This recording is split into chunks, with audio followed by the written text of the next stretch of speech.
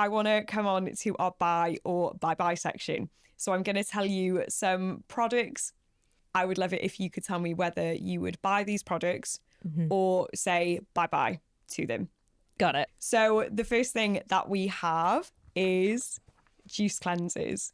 That's a quick bye-bye. I mean, with juice cleansers, you're taking out one of the most important ingredients of fruit, which is the fiber. And like, I'll probably talk about this a million times today, but fiber is like the most important thing for your gut health and your brain health. So yeah, that's a quick bye-bye for that one. Nice and straightforward.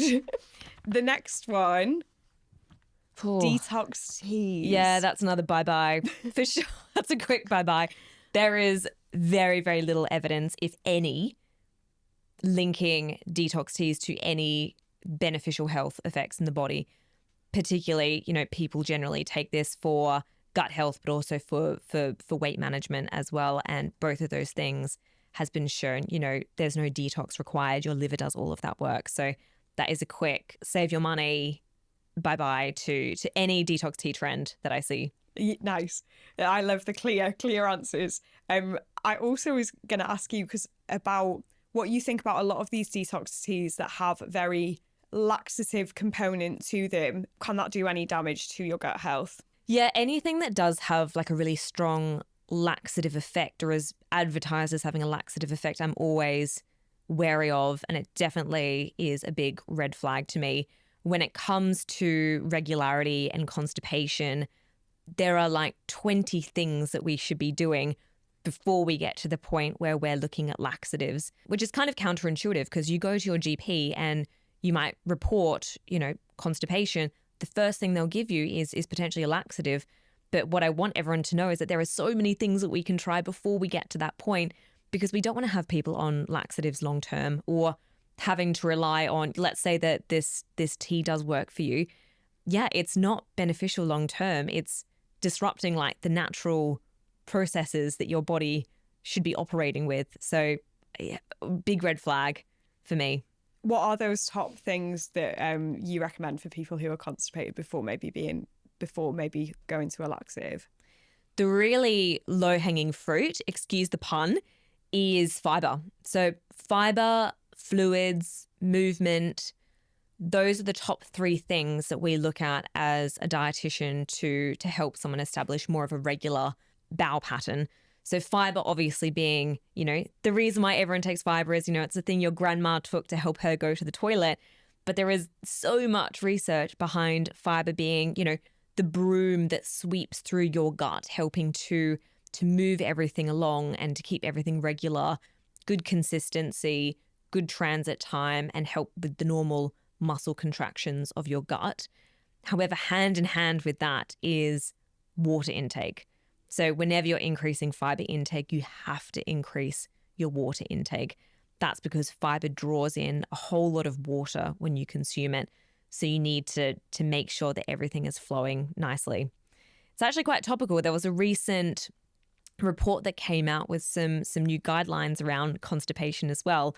One of the most effective things is looking at something like a prune. So I think it was like 5 to 10 prunes a day is super effective. An obscene amount of rye bread. But I do want people to know that it is much easier than that. Even simple switches like having, 2 kiwi fruits a day or, having whole grain varieties rather than white breads and white pastas. All of those small switches should be the first line treatment before spending God knows how much on your detox tea. That's so interesting you said about the 2 kiwis, because there was a study on athletes as well relatively recently about having 2 kiwis and your sleep quality. So 2 kiwis seems like one of the best things that you can do. The magic. I love that. Kefir. Love. Yeah, that's a quick buy. Kefir is, when you compare it to things like yogurt or other fermented foods, kefir has the most diversity of different naturally occurring live bacterial strains and is a great switch for things like sour cream or, something to give your meal a bit of tang and flavor to it. So absolutely, yes, for gut health, great for regularity. It's a quick buy for me. Buy nice. or make.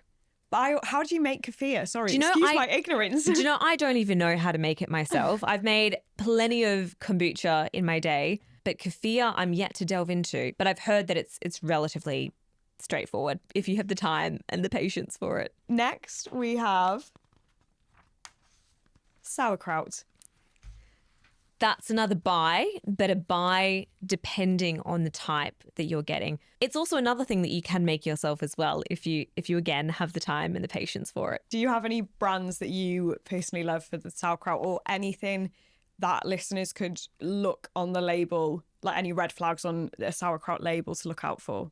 The things that I look for is just the basics. Minimal ingredient list is preferred. So you just want to look for things like the actual vegetables, herbs and spices, all fine. They're great to add to it as well. So just kind of looking for the basic minimal ingredient list. Next, kombucha. Another buy for me. But again, it actually depends. So a lot of the commercially available kombuchas now, they are adding a few extra things in there that you don't need to, like artificial sweeteners. I'm seeing a lot of ingredients now being added to commercial kombuchas that don't need to be there. Kombucha is actually quite naturally sweet. Once you've fermented it properly, most of the sugar has been absorbed in that process, but it still retains a little bit of that sweetness. So I don't think you need to add any additional stuff to it. We also know that artificial sweeteners can have a negative effect on our gut bacteria and the composition of the bacteria there.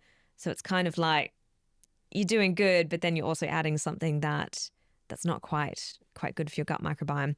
So yes to kombucha. Watch out for the artificial sweeteners on the label. And yeah, I would make it yourself as well. It's super easy to make. And that's something that I've done a lot before in the past as well. It's good fun. Nice. How do you make it? Again, excuse my ignorance. So you need to get yourself a vessel. That's the one thing you need. But the most important thing you need is something called a SCOBY, which if you Google images of it, it looks absolutely disgusting.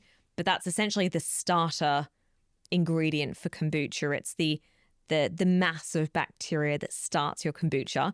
Then you add in some tea, you add in some sugar, some water, and you cover it with a bit of cloth so it can breathe still. You're not stifling it. And then you leave it for, depending on where you live, in Brisbane, you did not need to leave it for very long because it was so hot. Over here in winter, you would need to leave it for a good couple of weeks. And then you can do something called the second fermentation, where you take the brew that you have and then you can put them into smaller glass bottles.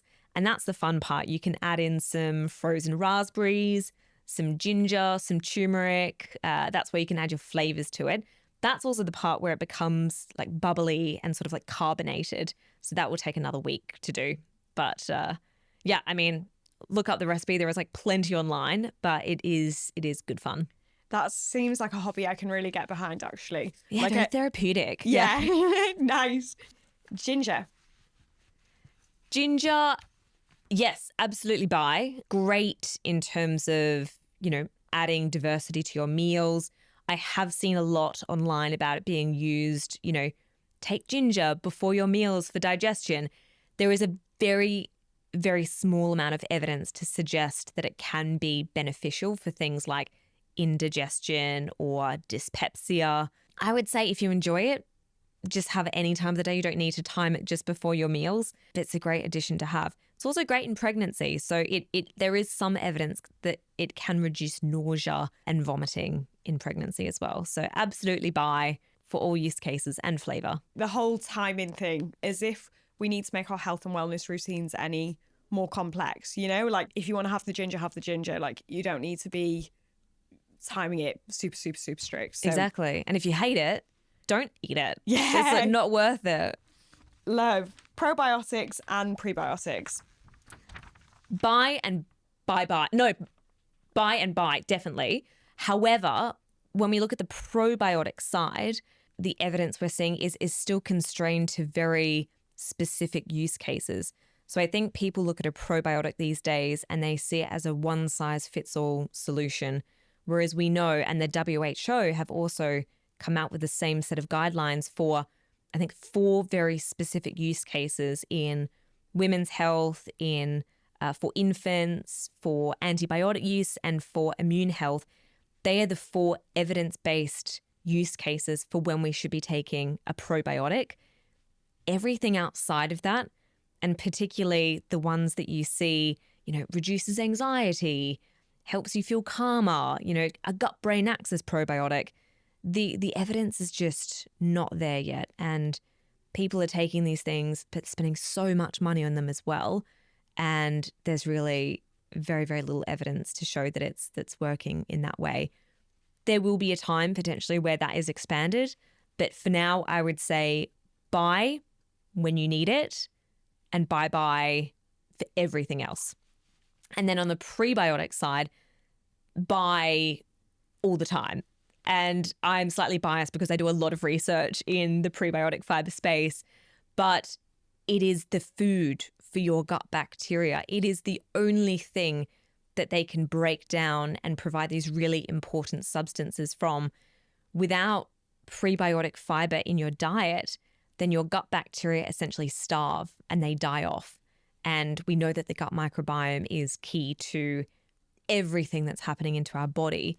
So without giving your body the right types of fiber, the right types of prebiotic fiber specifically, then we're essentially killing off all of our native gut bacteria.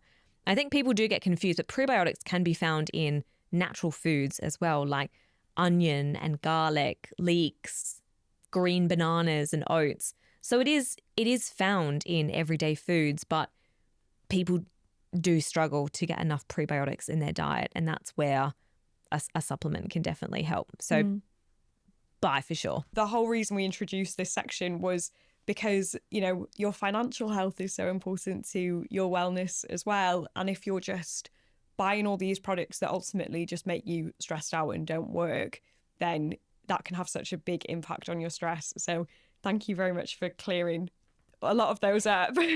Thank you for listening. If you would like to hear the full episode with even more jam-packed knowledge, then just click the link in the description.